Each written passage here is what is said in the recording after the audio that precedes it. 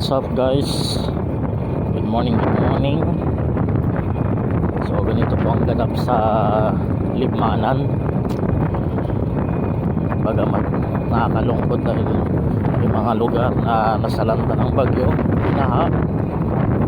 Salamat sa Diyos dahil dito sa amin ay ganito lang, mahangin, makulimlim. Ayan po, may mga palayan, nagkabilaan. Salamat sa Diyos dahil hindi ito binaha. Ayan. Ayan. So, ingat-ingat po everyone. Keep safe. Alam po natin na malakas ang ulan.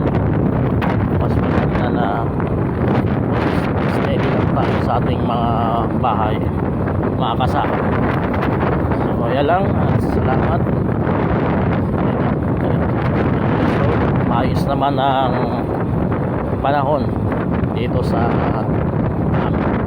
bayan ng Libmanan.